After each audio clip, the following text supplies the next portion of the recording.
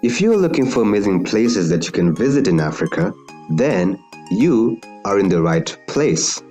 Africa is home to 54 countries with vibrant cultures, cities, and inviting people. This beautiful continent has a multitude of breathtaking locations that one has to visit and experience before they die. From the beautiful epic Victoria Falls, the exotic resort in Lake Naivasha, to the irresistible wine of Franschhoek in South Africa. But before we explore these magical places, please do take a moment to like this video, subscribe to African Hub, and let us know in the comments below which place you would like to visit the most. At number 10, we have Victoria Falls. It is one of those places that you have to visit. It is a town in western Zimbabwe and a gateway to the massive waterfall of the same name. Here also is where the Devil's Pool is located, a natural infinity pool that is on the edge of a sheer drop. Yup, you heard me right, a sheer drop. It is actually located right there. Yeah, there. Can you see it? Coming in at the 9th position is Lake Naivasha. Hugged by grassy banks and shingled with cacti and sand olive trees, the Rift Valley's highest lake at 1,884 meters above sea level extends like a vast sand-lit sea. This freshwater lake towers at the highest elevation of the Kenyan Rift Valley in a fascinating geological combination of volcanic rocks and sedimentary deposits. You'd think that the lake is the only feature that will make you want to visit Lake Naivasha, but alas, there lies other attractions like Elsamere, Crescent Island, Mount Longonot, and the Crater Lake Game Sanctuary. Some of the activities that you may enjoy in Lake Naivasha are game viewing, where you enjoy full-day game drives, birding, where you will sight birds such as kingfishers, jacanas, herons, flamingos, fish eagles, lovebirds, doves, marabou stock, and weavers. And last but not least, the most obvious, boat cruise, which you'll greatly enjoy if you fancy watching birds. So, do you have a spouse, or do you have that special someone that you may be interested in taking them to a special somewhere? Look no further, since Lake Naivasha has got you covered. Located on the shores of Lake Naivasha is the Lake Naivasha Resort. The resort offers world-class service that includes an outdoor pool and restaurant. Offering hotel guests superior services and a broad range of amenities, Lake Naivasha Resort is committed to ensuring that your stay is as comfortable as possible. Guests of the hotel can enjoy on-site features like 24-hour front desk, facilities for disabled guests, express check-in check-out, luggage storage, and room service. You must say the Lake Naivasha Resort is the crowning factor for visiting Lake Naivasha before you die. It is purely irresistible. I know, right? If you think so, then make sure to visit the location to enjoy yourself to the fullest. Also, do like, comment, and subscribe. At position number 8 is Cote d'Ivoire. Also known as Ivory Coast, it is a country located on the south coast of the continent of Africa. It has land borders with Guinea to the northwest, Liberia to the west, Mali to the northwest, Burkina Faso to the northeast, Ghana to the east, and the Gulf of Guinea to the south.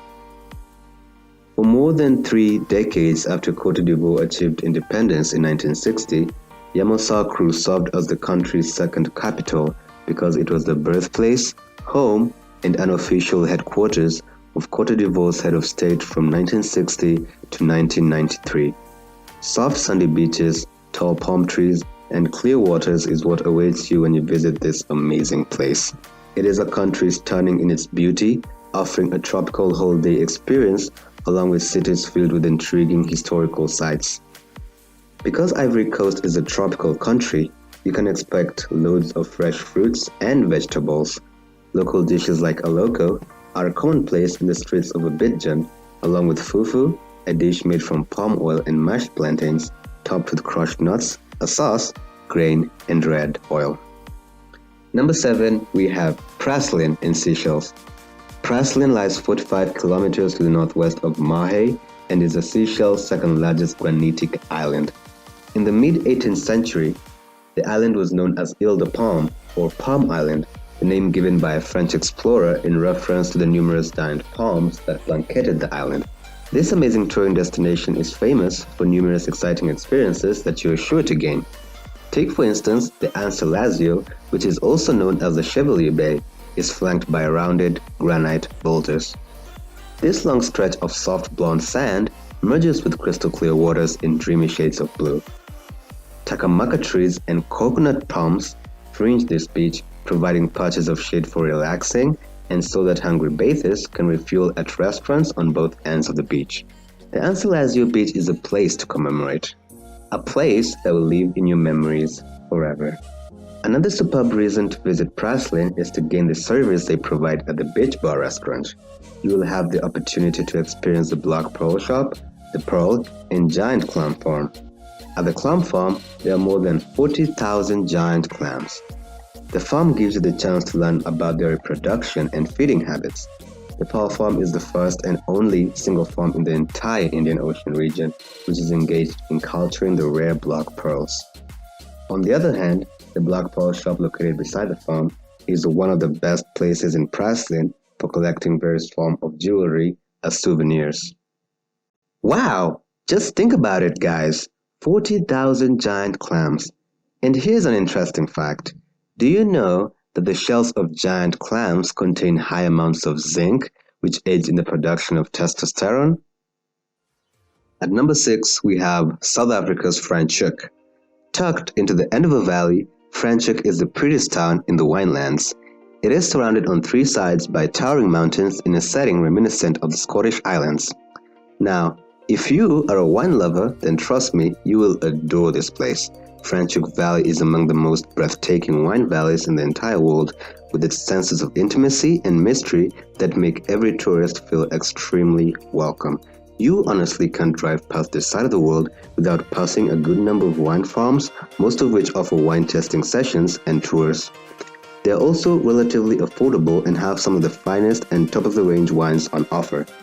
A unique way to discover the picturesque vineyards, breathtaking scenery, and of course, excellent wines of the Franschhoek Wine Valley is the Franschhoek Wine Trap Hop-On Hop-Off Tour.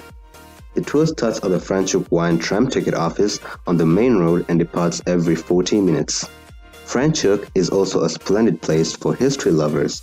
It has a museum that is conveniently located next to many restaurants and wineries and was built to honor the Huguenots' cultural influence.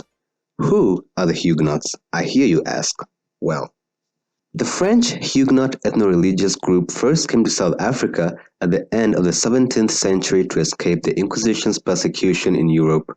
Their efforts to help develop and improve upon the existing Dutch colonialist infrastructure played an important part in the country's past. If you are intrigued with the short story of the Huguenots that I've just provided, then do make sure to pay the museum a visit to learn all about the Huguenots and to also visit the like, comment, and subscribe button to help us improve and grow. At number 5 is the Tsingy de Bimaraha National Park in Madagascar. Madagascar is sometimes called the 8th continent because of its diverse geology and the sheer number of endemic species. Nowhere represents this otherworldliness better than Tsingy de Bimaraha National Park, located in the northwest corner of the island in the remote Melaky region. Millions of years ago, the current Tsingy, amongst other regions, were buried beneath the sea. Corals and shells were stacked and welded together to form a huge plate reaching 200 meters thick. The water gradually retreated, leaving the limestone in the open air, forming diaclases and canyons. Then the rain began its long erosion work on the surface and in the depth. The roof of the Tsingy can reach very high temperatures, while at the bottom of the canyons, the vegetation has difficulty to tend towards the light to get a vital photosynthesis. With its breathtaking landscapes, the Bimaraha National Park is the first place of visit in Madagascar. You won't be disappointed. Fourth best place to visit, my kind and noble folk, is the Abu Simbel in Egypt. Sitting on the bank of Lake Nasser is one of Egypt's most striking monuments, the twin temples of Abu Simbel. Built by Ramesses II over 3,000 years ago, these temples have stood the test of time. The story behind Abu Simbel becomes even more fascinating when you learn that the entire complex was dismantled and relocated to higher ground after the construction of the Aswan High Dam. You would want to visit this place to see the colossi of Ramses II, who were also called the gods of the Inner Temple, and the Inner Temple itself, the Hypostyle Hall. Trust me, these two designs have stood here for a very long time and have survived conditions worse than most people can imagine. As we journey to the best place to visit, you know what you have to do. Support us by hitting the, yeah, you guessed it, like button, subscribing, and leave a comment on which place in Africa you think is the best to visit before you die, and I promise we will tag you on our next video. Third best is none other than Tiabele, which is roughly 12.4 miles north of Ghana's border. It is known within the small West African country of Burkina Faso for its soukala, the elaborately painted walls of the houses and outbuildings within the community chief's complex. The village is home to the Kassena ethnic group, which has lived in this area since the 15th century. You will love the Tiabele if you're a traditional African fanatic. This place shows the beauty of the architecture that will most definitely intrigue you on first sight.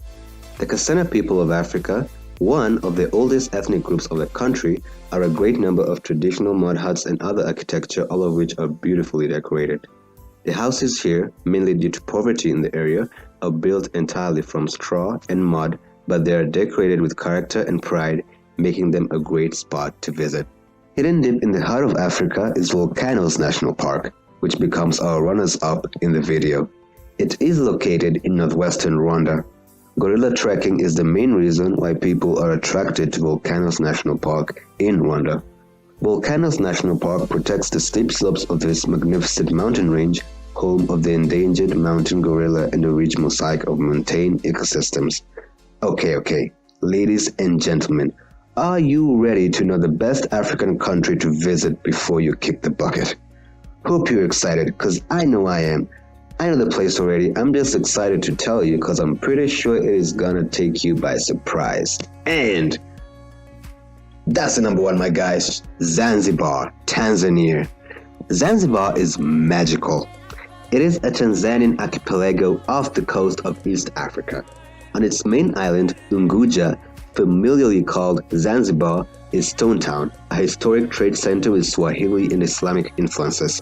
Its winding lanes present minarets, carved doorways, and 19th century landmarks such as the House of Wonders, a former Sultan's palace. The island also is famous for its mix of exotic beaches, famous spice plantations, history, Stone Town being the capital and diverse culture. Okay guys, so that's it, the end of our video. Just make sure to at least visit Zanzibar, even if you don't visit the others, because those beaches weren't made exotic for the crabs. No, they're like that for you, so don't let us down. And of course, don't forget to like, subscribe, and comment on which place you found most attractive to visit before you kick the bucket. Lovely day or night. Peace and thanks for watching.